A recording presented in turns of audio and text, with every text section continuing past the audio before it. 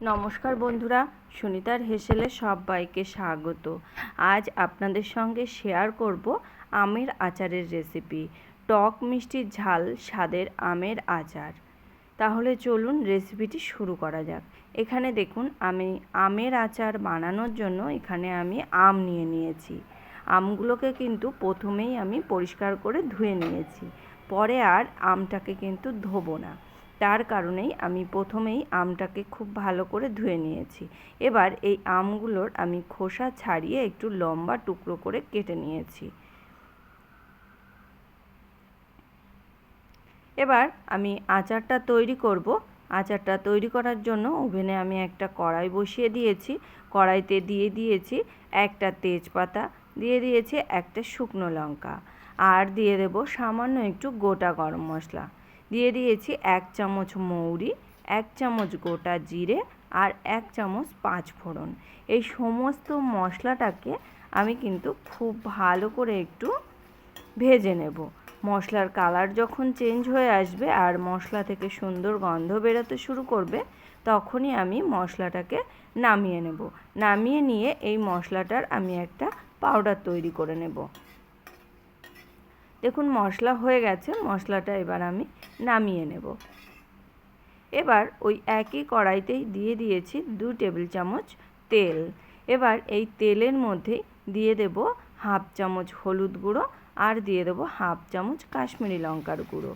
এই লঙ্কার গুঁড়ো, হলুদ আর লবণ দিয়ে কিন্তু আপনারা আমটাকে মাখিয়েও রাখতে পারেন। সেক্ষেত্রে আমের যে জলটা আছে সেটা কিন্তু বেরিয়ে আসবে। এখানে দেখুন, এবার আমি কেটে রাখা আমগুলোকে দিয়ে দিয়েছি। খুব ভালো করে একটু তেলের সঙ্গে মিশিয়ে নেব আমটাকে কিন্তু খুব ভালো করে তেলের সঙ্গে মিশিয়ে নিয়েছি। এবার দিয়ে দেবো স্বাদ অনুযায়ী একটু লবণ। খুব ভালো করে লবণটাকে কিন্তু আমের সঙ্গে মিশিয়ে নেব। এবার এই লবণ দেওয়ার পরে আমটাকে কিন্তু খুব ভালো করে একটু ভেজে নেব।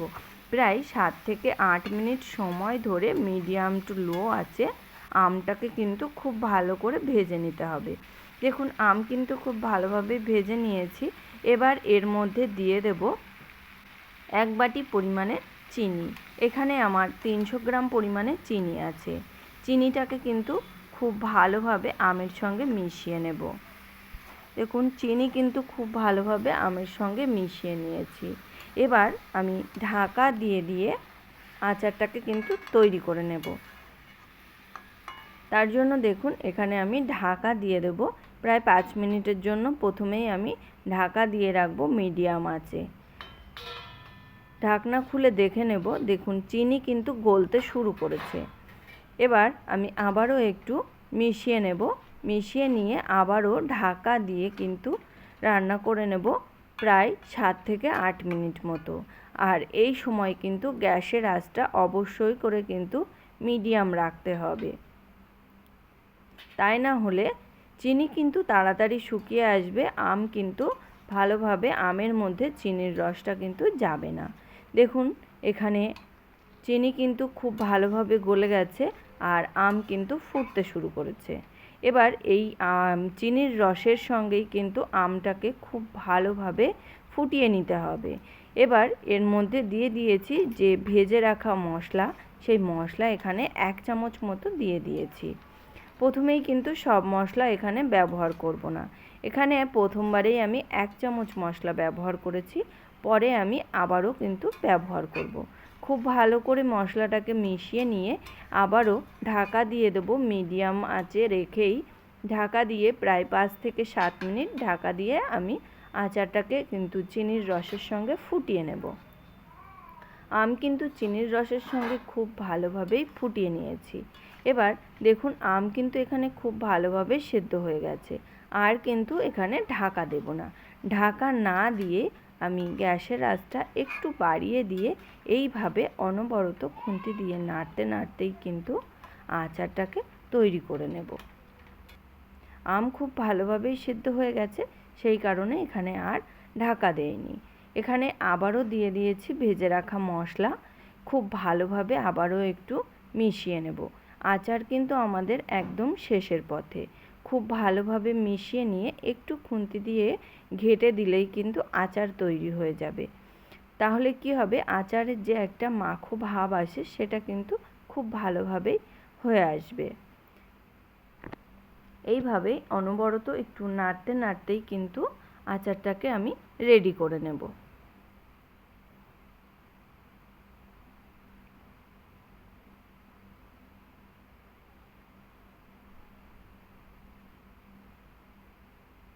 আচারের কালার দেখুন খুব সুন্দরভাবেই কিন্তু চেঞ্জ হয়ে গেছে, আর খুব সুন্দরভাবে আচারটা রেডিও হয়ে গেছে।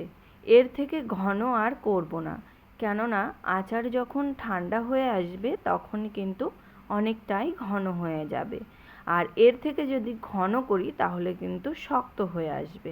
সেই কারণে এখানে এবার আমি গ্যাসের আঁচটা অফ করে দেব, দিয়ে এই আচারটাকে কিন্তু আমি 2 দিন মতো রোদ্রে দিয়ে তারপরে বয়ামে ভরে রেখে দেব। এতে কি হবে, আচার কিন্তু খুব ভালো থাকবে অনেক দিন পর্যন্তই। আমার আমের আচার কিন্তু তৈরি হয়ে গেছে। তাহলে বন্ধুরা, আমার এই আমের আচারের রেসিপি আপনাদের কেমন লাগলো অবশ্যই কিন্তু কমেন্ট করে জানাবেন। যদি ভালো লেগে থাকে তাহলে একটা লাইক করবেন, আর সাবস্ক্রাইব করে পাশে থাকার অনুরোধ রইল। আজকের মতো এই পর্যন্তই, আবার দেখা হবে নতুন কোনো রেসিপি নিয়ে। ভালো থাকবেন, সুস্থ থাকবেন, ধন্যবাদ।